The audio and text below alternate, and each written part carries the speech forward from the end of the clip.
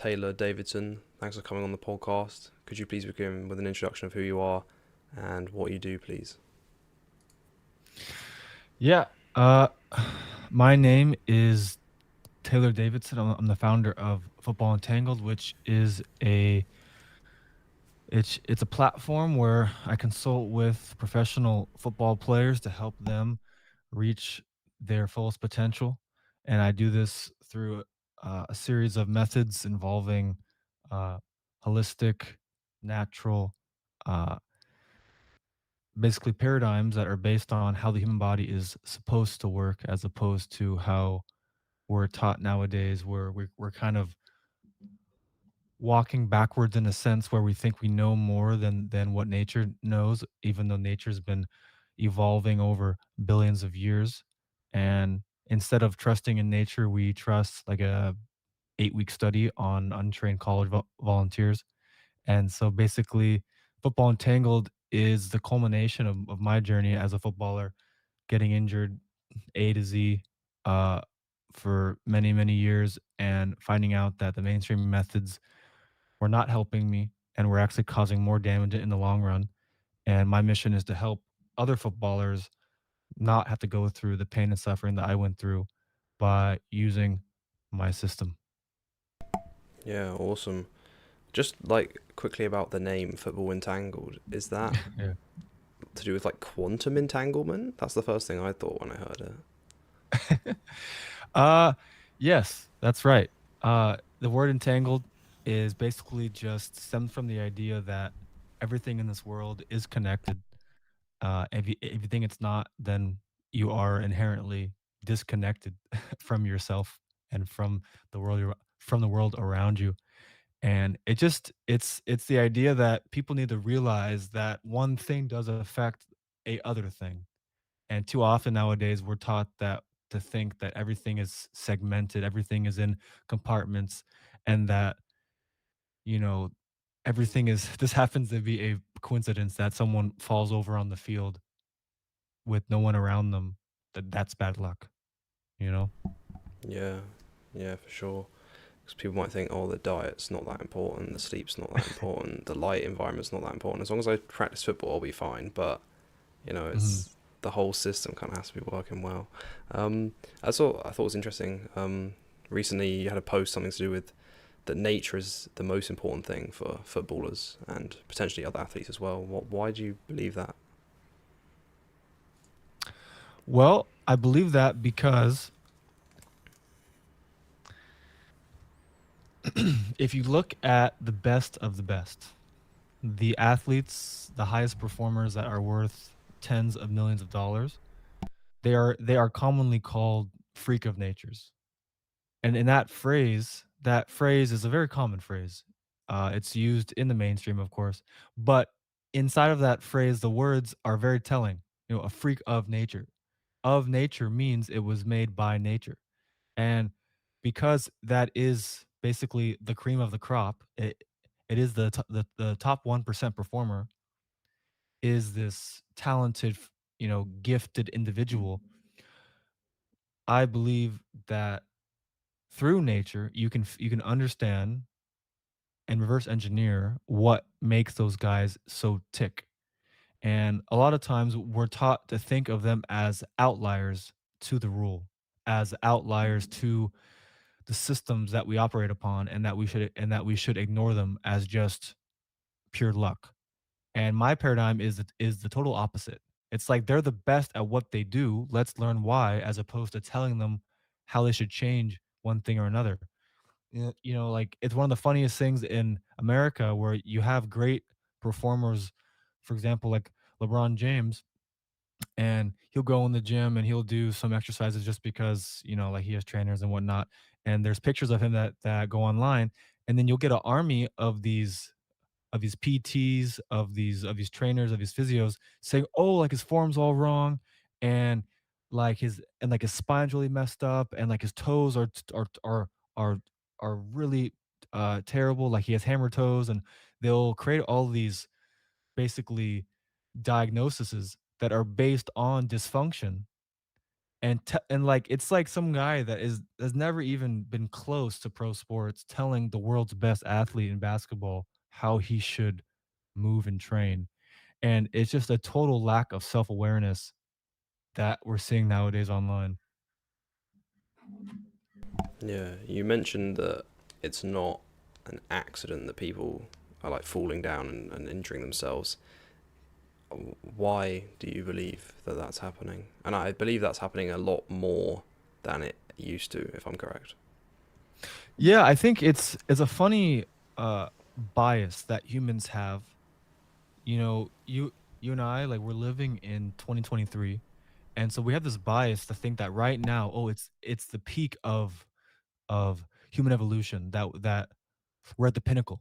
And it's just a bias because we're here. So obviously it's nice to think that we're at that level. But in reality, 20, 30, 40 years ago, maybe pro sports weren't as glamorous. Maybe they didn't have the best outfits, the best marketing, the best like TV setups. All the stadiums weren't as clean and crisp as they are now. Basically, like the marketing and the branding and the presentation wasn't the same as now. But those guys were not tearing ACLs non-contact. They were not having Achilles tear non-contact. And if they were, it was like a one in a million thing where it was just so shocking. Nowadays, it's like every week we see a world class athlete worth tens of millions of dollars have a non-contact ACL tear, and that means he's out for 9 months. That means 9 months that he can't do his job, and he's being paid by his club like 100K a week or more nowadays. And so, why are these guys falling over on the pitch non-contact? Well, it's because as athletes and as humans, we're getting farther and farther away from how we're meant to live, how we're meant to eat, and how we're meant to train.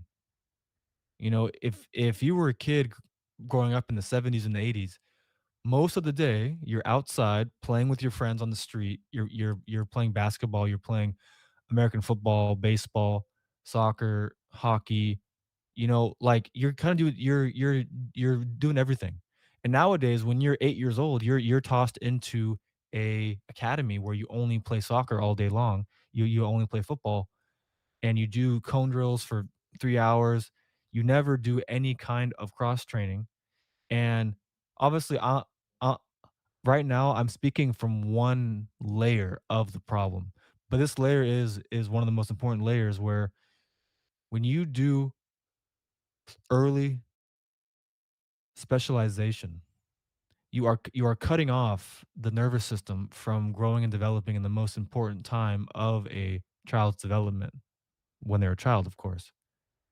And you know, kind of up to the age of 22, I'll say. And this is because by not learning new skills, and new skills are other sports where you're having to do different patterns of movement, which in your nervous system, in your brain, this expands your vocabulary of movement. It makes your body more resilient and more adaptable to whatever stimuli you have in your environment. And so that's why guys who are the multi-sport athletes, they're more resilient in their sport when they become a pro because their body has more access, it has more options. So when that so-called dangerous tackle comes in, they're able to ride it no easy or no problem, and they're able to basically duck and dodge. Where someone who is so robotic and so structured in the way they move, they've been kind of boxed in into how a footballer is so-called supposed to move, and they become a robot in a way. So then on the pitch, when they're fatigued and they're tired, and maybe like I'll cover in the podcast later on, their body and their nervous system is basically jacked up from an unmodern lifestyle. They are less able to handle something that isn't part of their very narrow vocabulary of movement, which is something rare as as for example like a tackle that maybe they weren't ready for, or they didn't really see it coming, and then boom, you know, something in the body pops. And then so going into more of why there's these non-contact injuries, I think basically for multiple layers. You have poor methods of training that favor muscles in the body, which goes against how the body was designed to work. Because when you're born, you are fascial driven. And for those that and for those that don't know, fascia is a web-like matrix of tissue, very spongy and water-based, that connects the human body in all areas. It's somewhat of like a spider web that interlaces and wraps around muscles and bones and organs and nerves, and of course connects to your brain. So it's basically it's the highway where everything communicates in the body. So if that system is dysfunctional, if that system is not working optimally, your ability to react to a challenge or even just to continue doing what you're doing is going to be impaired.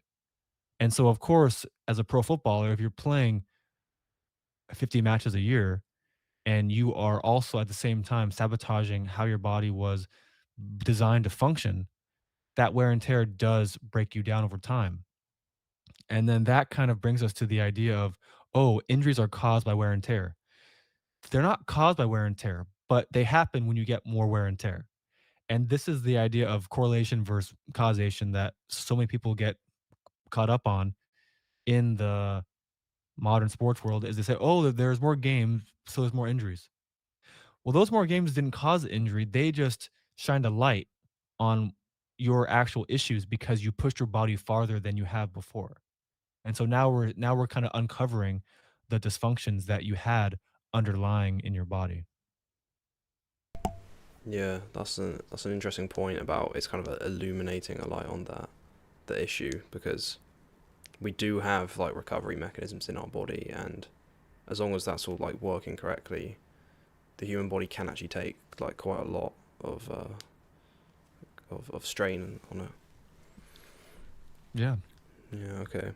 So you mentioned fascia.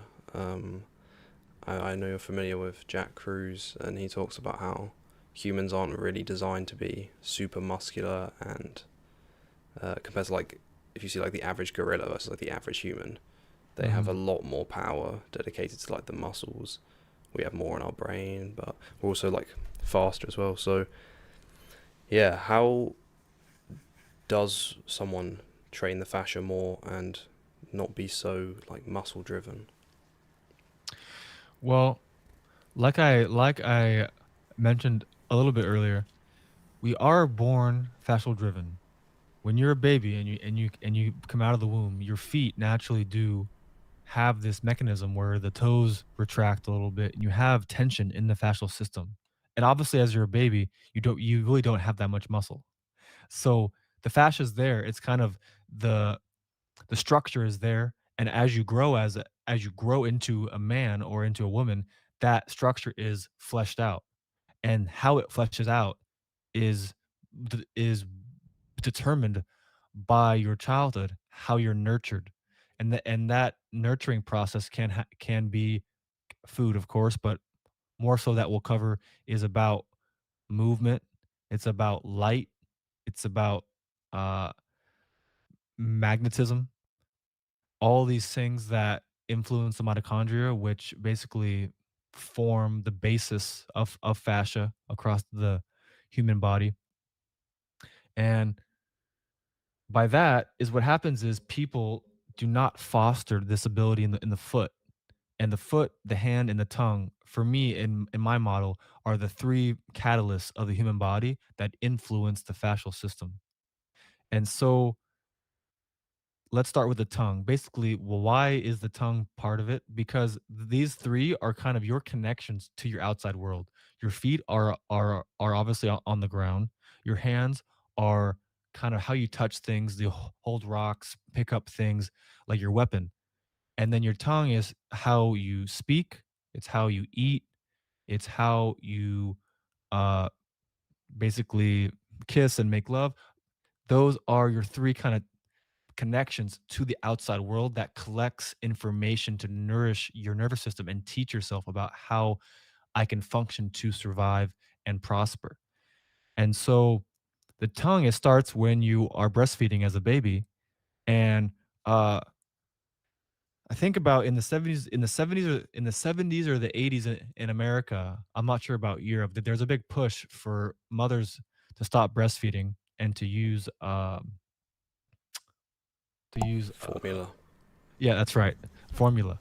And so as you would imagine, that means all the babies are not breastfeeding.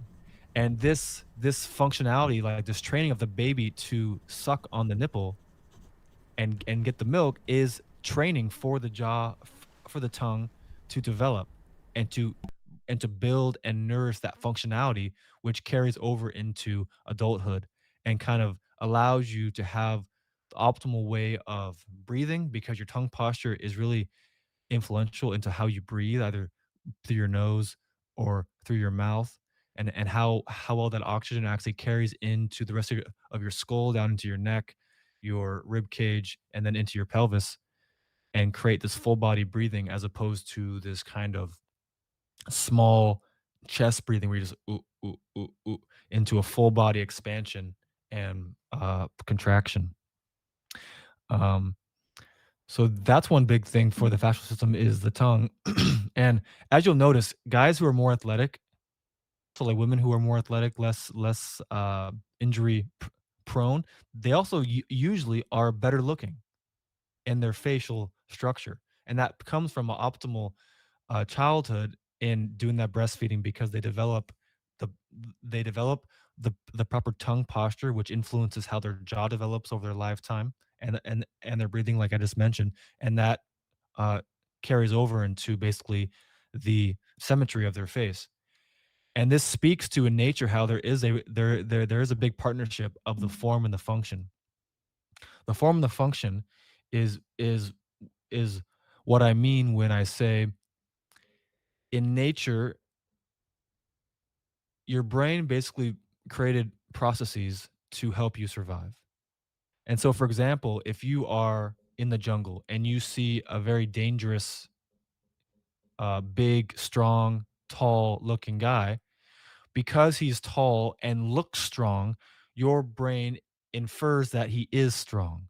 And so the form is, looking tall and muscular and just imposing, basically. And then the function is the ability to actually be strong and to be like a predator, to fight and kill and whatever. And so nowadays we are we are cheating the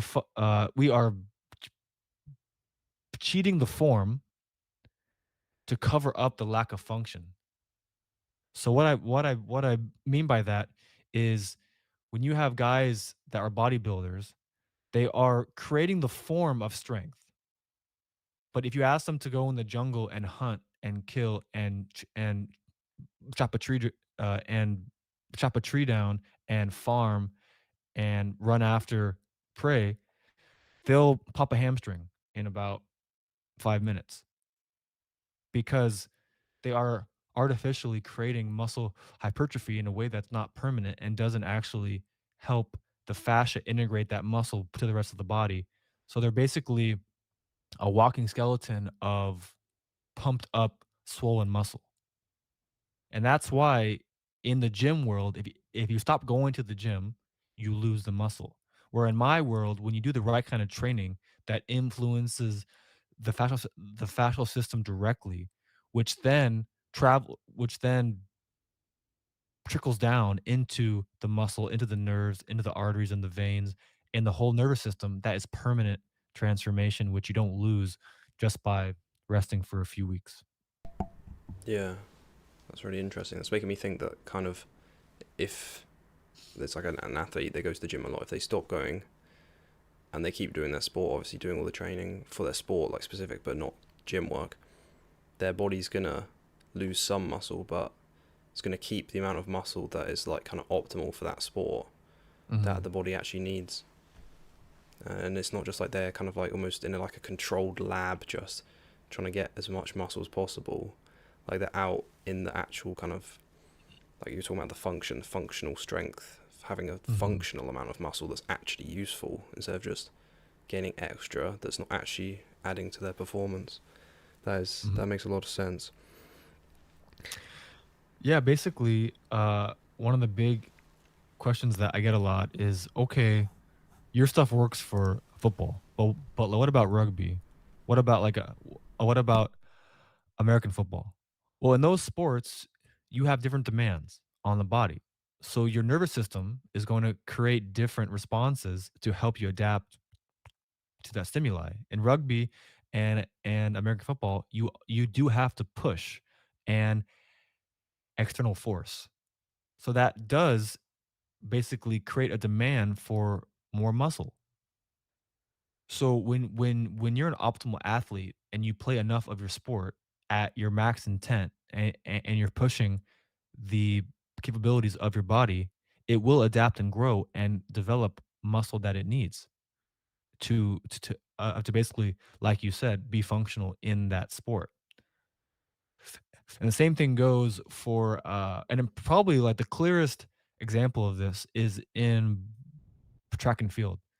You'll have guys who they're sprinters for 100 meters, 200 meters, all of the shorter uh, competitions, and then you have the cross country runners, and they're running for very long distances. And if you compare those two body types, they obviously look very different. And so the cross country guy is thin, he's lanky, he is so-called lighter on his feet because that's what he needs. He can't carry that kind of muscle over that long distance. But a guy who's only running 100 meters and power is the prime need for his competition, then he has the room. He has the basically has the ability to handle and to carry more muscle because it's just a 8-second competition and then he's resting. There's no demand for stamina. Yeah. Um, Bringing it back to like the tongue, hands, and feet. Another interesting thing about them is they're all some of the most like sensory areas of the body with the most like kind of nerve endings Mhm. and stuff. So you're interacting with the ground a lot. Well, especially with the feet, you're interacting with the ground a lot.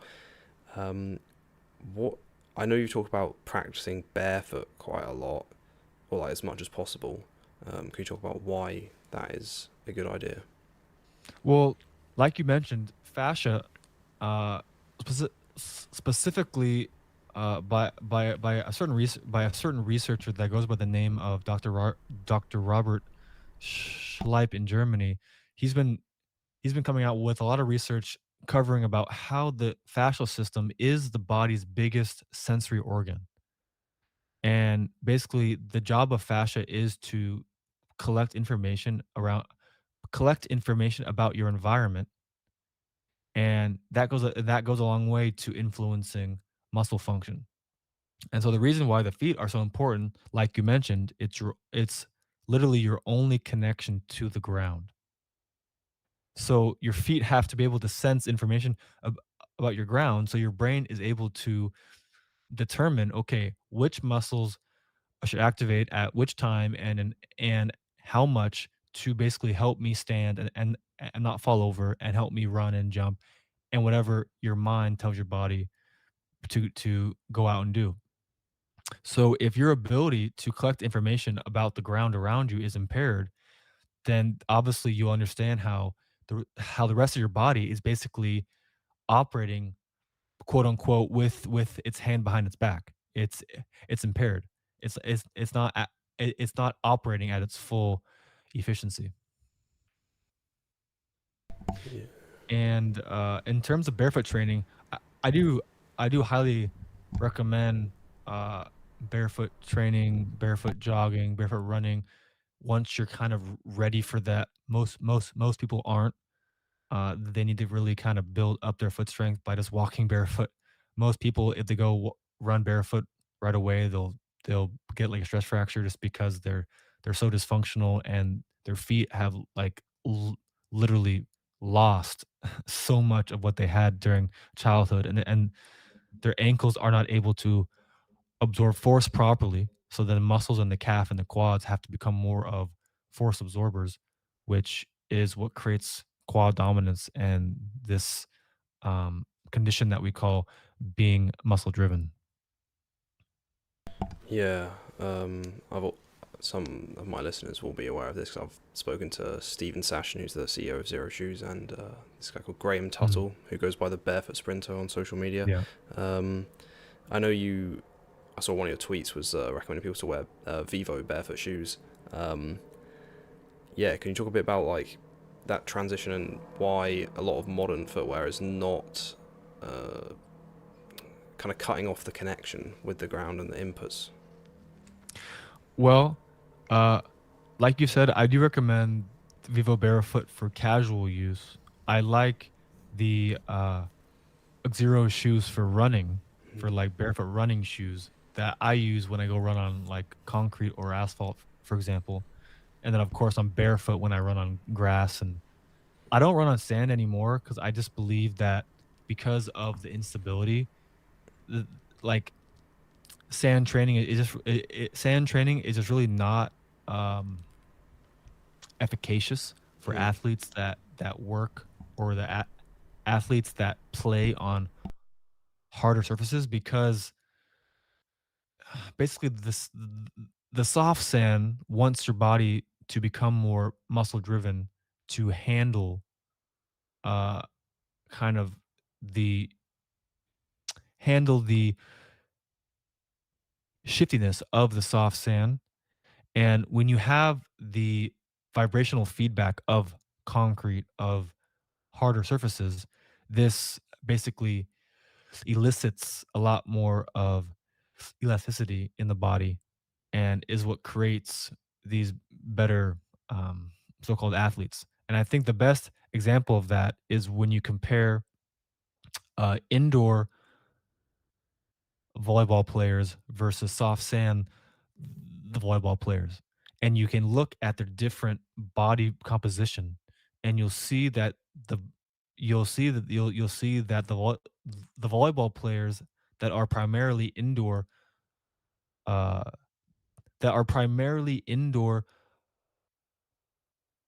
volleyball players, their bodies are much more powerful, they're much more springy, they have larger glutes, they have larger hamstrings, they have much more developed uh posterior chains, because they're having to absorb more force because they're landing on a surface that gives more back to them. Then you'll see these soft sand the volleyball players, and they're much um, softer. They're much skinnier. They don't have as big of developed posterior chains as the indoor players do, and that kind of basically is like we talked about. The body adapts to the demands of their sport and the environment of which their sport is in. And so, what you're saying about the barefoot shoes is that basically compared to modern shoes, so modern shoes, first and foremost, they're very narrow, which of course, if you think of your foot like my hand, it goes like this and basically forces all of your metatarsals to scrunch together. And what that does is it prevents you from having an area of the foot that is a contact point, that is a singular contact point. Now, this gets into mainstream podiatry, the the study of the foot. They have a model which is a tripod foot, that there are 3 points of contact: the big toe, the fifth toe, and the heel. And this creates a tripod shape. And in my system, I believe that this was created off the study of non-athletic individuals. So basically, they are studying dysfunction and creating a model around that, and then adapting it to everyone. Because if you look at top athletes, their feet don't work like that. Their ball of the foot is much more prominent. It's much more of a pad. It's not like, oh, 1, 2, 3. It's more of they have one singular point of contact, almost like a thumbtack, which in physics you'll understand that that allows more force absorption and more force creation. And so that's one of the things that modern shoes is not great for, is it'll scrunch together the forefoot and and basically decrease the surface area of a singular point of contact in the middle of the ball of the foot. And so that will also kind of create what we see with with these big calluses on the inside of the big toe joint is then because you have this tripod, and then when you run, basically like your big toe becomes this kind of force absorber, which it's not supposed to be, and then you develop this big hunk of dead skin on the big toe joint, and you'll see a lot of footballers have that. And in my training, once you kind of fix the contact point, those calluses will basically go away because you've stopped your force absorption into that area of the foot. And then on top of that, the modern shoes have a heel raise, so your so your heel is raised. That creates a cascade effect of how you walk and how you move. On top of that, there is just a basic cushion. There is a thick layer of cushion that you are basically suffocating all of those touch receptors in the human foot, and you're not nourishing your sensory organ, your fascia. And so, what happens when you suffocate things? They die. And so you're losing that connection to your ground. You're giving your body less information to work with, and so that makes it less adaptable and less resilient. And the last thing I'll mention, well, actually, two more things about modern shoes is one is the arch support, which there's extra cushion below the arch, which we're taught, oh yeah, get arch support, it'll help you, it'll kind of make you feel better, make life easier. Well, that's nice and all, but in reality, it's going to atrophy your foot. It's the same mechanism as what happens when you, for example, have an ankle sprain or like ankle tear or like a foot fracture, and the doctors put your foot into a boot or a cast, Mm. and that you know the reason they do that is to obviously take weight off the foot so the bone heals or the ligament heals, and that's great and all, but when it comes out of the cast or the boot, everyone has seen a foot that is atrophied. It's lost a lot of muscle because it hasn't been used. That weight load, that force absorption coming into the foot from walking and everything we do is again information telling your brain that my foot needs this stuff. So don't give it away. Like keep the muscle, keep all the strong fascia in there. And so arch support does the same thing just on a lower scale. So it's like death by a thousand cuts.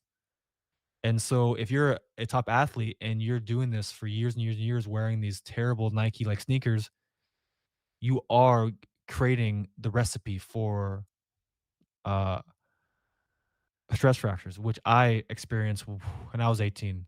I moved to Athens, Greece. I was playing at a high level over there and I was walking all day in these like thick Nike trainers, and then months later, a fractured foot. And the last thing about modern shoes is again, you lose your connection to the ground from a physics point of view. You aren't grounded. You aren't able to actually absorb the Schumann resonance. And when you're barefoot, you're basically absorbing free electrons. And that is a mechanism that allows your body to lower inflammation, feel better, improve your circadian rhythm, and just basically be a healthy human. Yeah. So, are there like wide toe box football boots? Because I'm aware of, I think there's recently been an American football like cleat that someone made that had a wider toe box. But yeah, is there anything for football or soccer? I'm on the fence about those things. I Mm. generally my initial thought is that those kind of wide toe box cleats or boots will not work. I think they're kind of basically like clown shoes. And why is that is because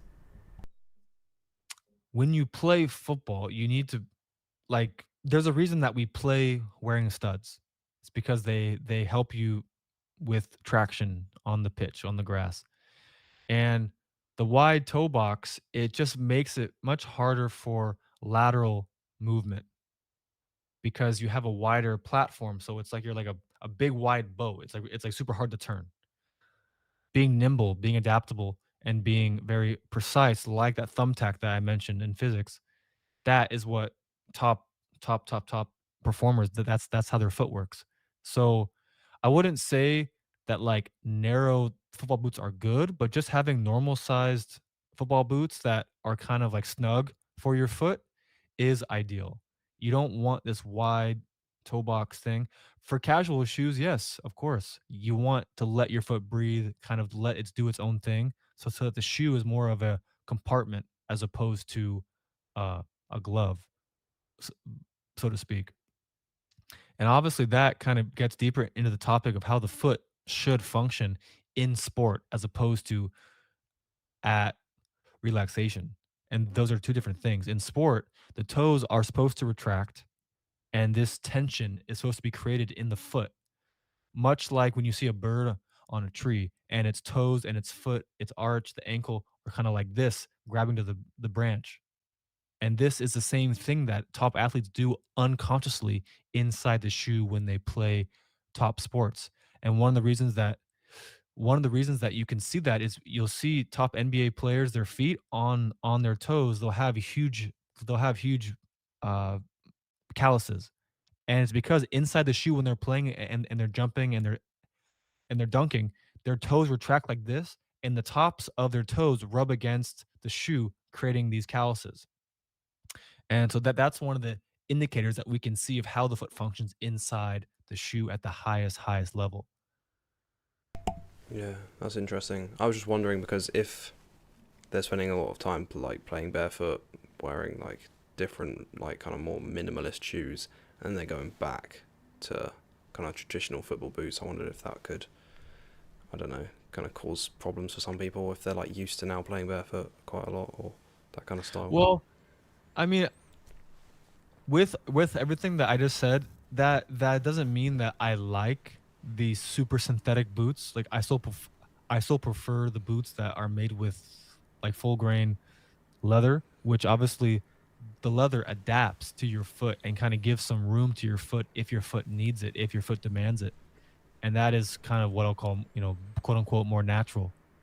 And I've always w- I've always worn boots that were full leather, and like whenever I got injured, it was always during times where I was wearing boots that were mostly synthetic because it doesn't because the boot doesn't mold to your foot. It's the other way around. Your foot has to mold to the boot, which is the problem. Um, and kind of piggybacking off of what we're talking about, there's kind of this movement going on where these foot coaches want guys to wear toe spreaders while they're training or while they're playing. And I always laugh at this because this is the clearest sign that you have no idea what you're talking about, because having the toes spread or having the foot spread while you're moving is the opposite of what your foot is supposed to be doing. Your foot has to clench up with tension, and the toes have to retract. So if you are basically putting these big plastic things in between your toes, it can't do that while you're playing. So people that do that, it's basically they're doing everything on theory and don't understand the actual practice. Yeah, that's interesting. Um, Mhm. okay, let's pivot now a bit into diet. I saw you had it was like a real, like a recommended daily routine or something, and yeah, I think you had like raw eggs, celery juice on there, raw meat, royal jelly, and I was like, okay, uh, yeah, what's the kind of, what do you think like kind of ideal diet is, and more kind of natural compared to what we're eating today? Yeah. Uh, my views on diet, and I do prefer the word nourishment as opposed to diet, as opposed to nutrition, because it plays off the idea that food is supposed to nourish the body. And a lot of times we live in a way where we're kind of having to diet off of food that damages us, or that basically it's like we like train super hard, we work out super hard so that we can basically eat a bunch of toxic garbage. And then it's a cycle of like fasting, training, okay, then more. It's like this toxic food we've been trained or kind of conditioned or brainwashed into chasing toxic, highly processed. artificially flavored foods that, of course, taste good on the face of things, but don't actually nourish the body because we've lost the ability to taste real things. And so that's one of the things that I encounter a lot with my clients is when they first try things like raw meat or raw eggs, or um, even like raw milk, their taste buds just aren't really ready for it, and they aren't accustomed to like, wow, what the hell is this? Because imagine imagine your whole life eating hot dogs, and then someone gives you a ribeye. It's a whole different story. And then imagine trying to explain to a blind person what the color blue is. It's impossible. You just have to show them, or make them not blind, of course. And basically, with me, food is about quote unquote real food. And obviously, that's a very simple term, but in that term, there's a whole lot of meaning. And by real food, I mean local food. I mean seasonal food. I mean organic food. And of course, it's so tough nowadays because the word organic has been it's been lost. It's been co-opted. It's been basically turned into um br- turned into bribe. Yeah, well, Where the pesticides were organic. yeah, exactly. They do actually have organic pesticides. It's crazy. Yeah, and all the big companies like Nestle, Co- uh, Coca-Cola, Bill Gates, all these guys that are in the mainstream food industry, in mainstream agriculture, they are now usually big investors, or they own the organizations that certify organic farms and that certify this or that. And so now as consumers, now as human beings, we have to be very vigilant, or else um we're going to be paying the price in our health and in our lifespan and our quality of life. And so by real food, yes, organic, but that means not using pesticides. It means um foods that are actually grown in sunlight, not in greenhouses. Foods that are actually grown in your region. Because if you think it's natural to eat a banana that was flown in from Ecuador and you live in Canada, that's crazy. That's absolutely insane, because you are throwing your body into a state of chaos from the information which is in the food. Food is basically a vessel of light information. So when you eat food from the equator, which is full of sunlight from the equator, much higher levels of UV light, and then you take it to Canada or to Alaska and you eat that, you're basically throwing your mitochondria into a circadian chaos, into a mismatch. And from a biophysics point of view, that is very detrimental to how your body functions and how you are able to live. And so I always say, if your food has a sticker on it, it's not food. And if you buy anything with an ingredient list, it's not food. Now, of course, if you, of course, don't get me wrong. Don't get your pennies in a twist. If you go to like some old hole in the wall mom and the pop shop and they have a old fashioned sourdough bread and there's ingredients, wheat and yeast and salt. Yeah, that's I mean that's real wholesome, like made with love kind of food. The same with like kefir or kombucha or Jun, all these things that are fermented. Of course, there are ingredients, there are, kind of like potions, like alchemy to create these things. And those can be considered real foods because they're only using natural things in their environment to create this basically this composition. So yeah, my view on diet is the body needs to be nourished, and that happens through raw fat, because most people are not dehydrated, they are delipidated, and lipids are fats. Your body functions off of raw fats. And nowadays, we are full of cooked fats, of toxic fats, of trans fat. All and fat basically also protects the body. Raw fat is able to protect the body from non-native EMF, from radiation, from man-made radiation, from Bluetooth, Wi-Fi, cell towers, uh, power lines, all that kind of stuff. And so raw fat really is lubrication for the body, for your joints, for your neurons. And as I'm sure you know, all your hormones are made from like cholesterol and other forms of raw fat. Your brain is almost all raw fat. Your skin is raw fat. And one of my mentors that unfortunately passed away um, many years ago, named Jonas von der Planitz, he talks a lot about how when you cook fat, it increases the size of the molecule by 50 times.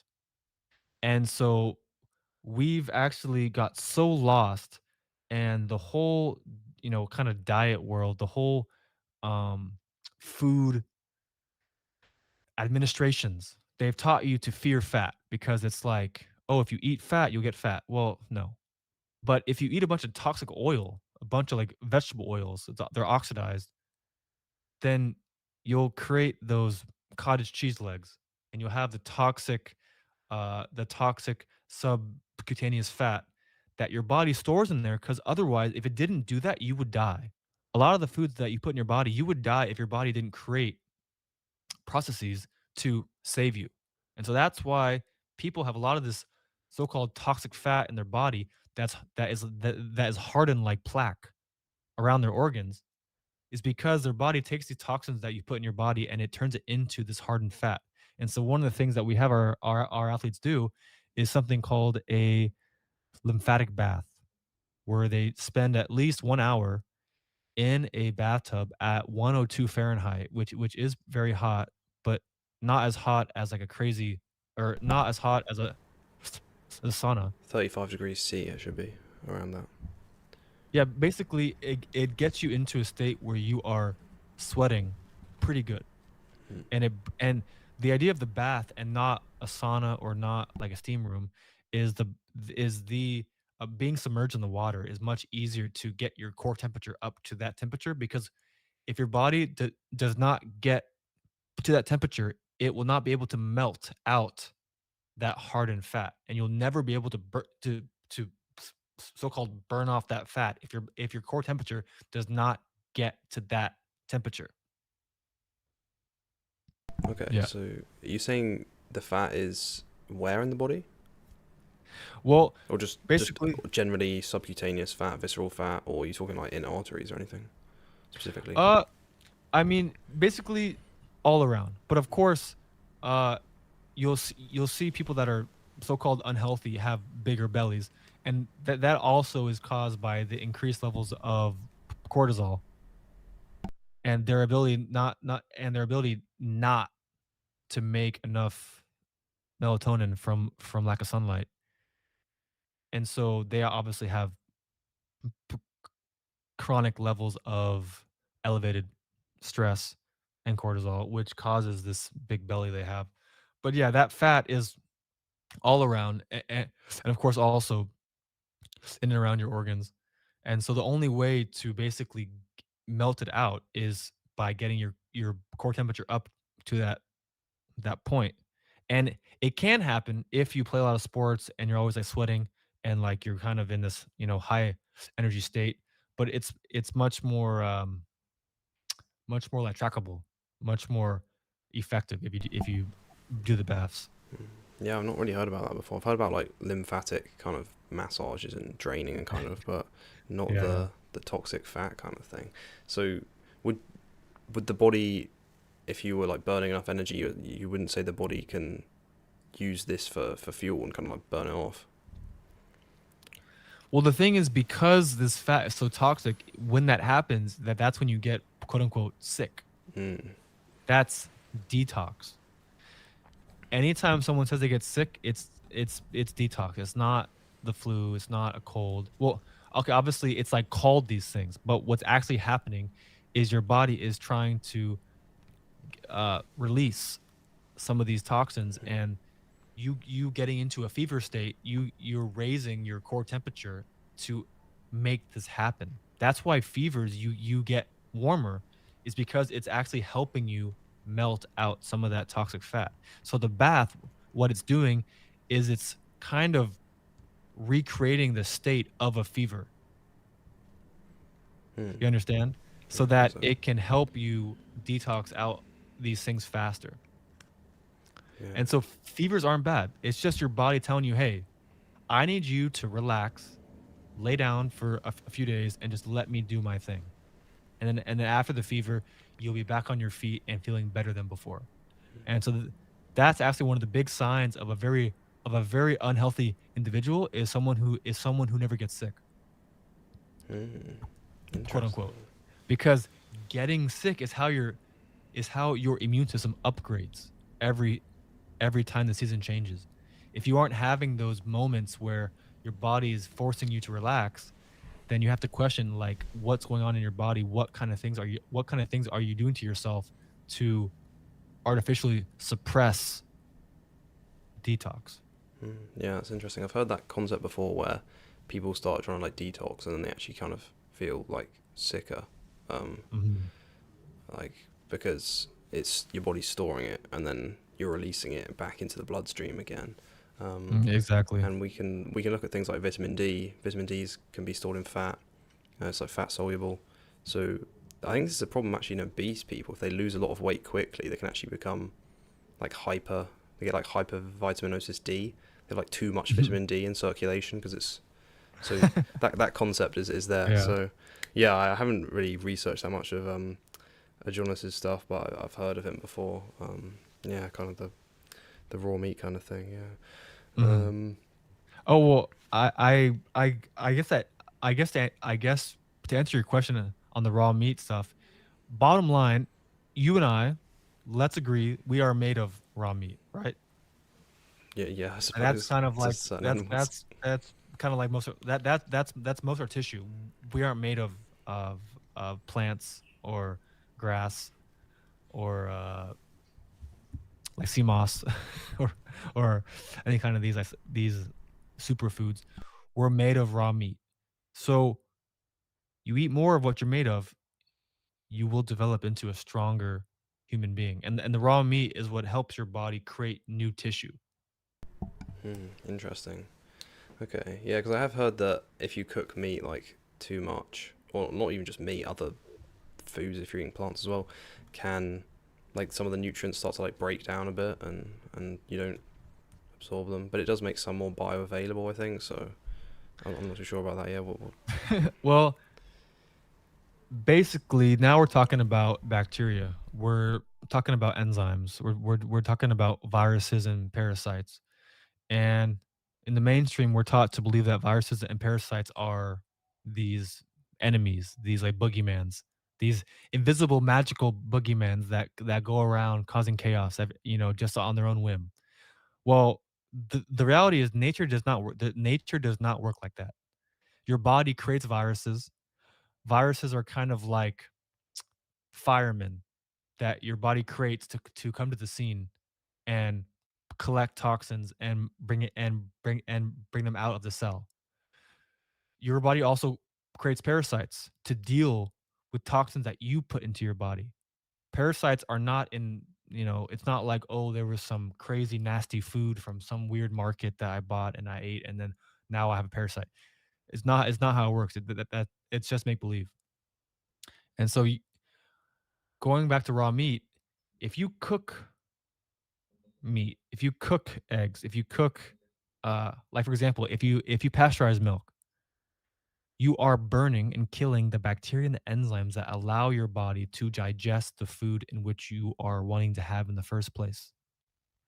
And so basically, that's a big reason why we see so much lactose intolerance, is because kids growing up are having so much pasteurized yogurt, pasteurized milk, and it's basically creating a allergy to the milk proteins that they can't digest, because the milk they're having that has a protein doesn't have the bacteria and the enzymes with it that is crucial to digest the milk proteins.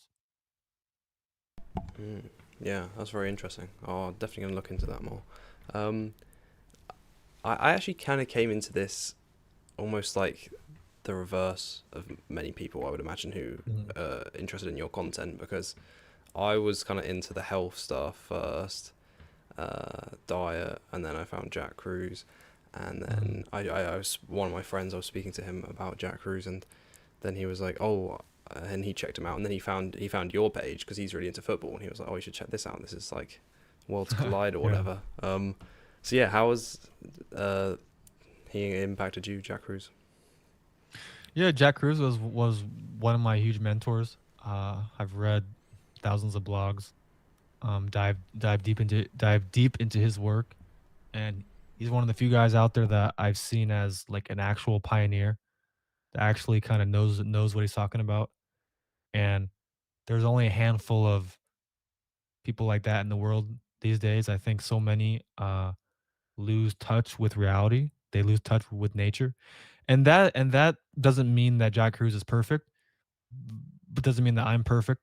Doesn't mean that anyone's perfect. But everyone has, or not everyone, but some some some of these people, they have huge strengths. They have gold. They have golden nuggets, and if you're able to see those golden nuggets, you can extract it and understand it and turn it into something great, and use his work like I'm sure he would love for his uh for his mentees to take it and turn it into and turn his work into something even better, which is the whole purpose of why I do anything, is so hopefully guys under me in the future can take it one step further than I could and make it better and better and better.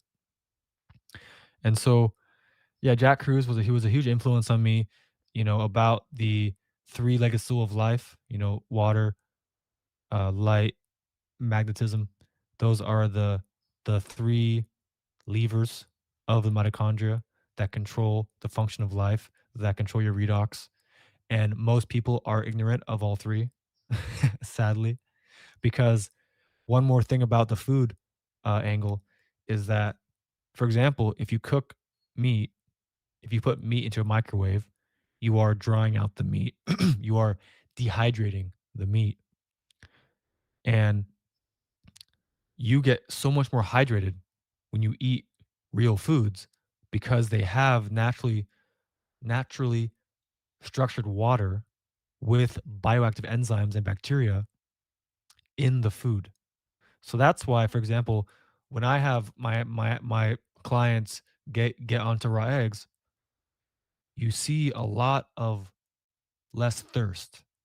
There's a lot there's a lot less demand for water because they're actually being hydrated. They're actually being lipidated by the the raw fat, and which of course, because it's raw, it's basically at a at a physical or at a physics level, it's water that is structured with the bacteria and the enzymes and everything.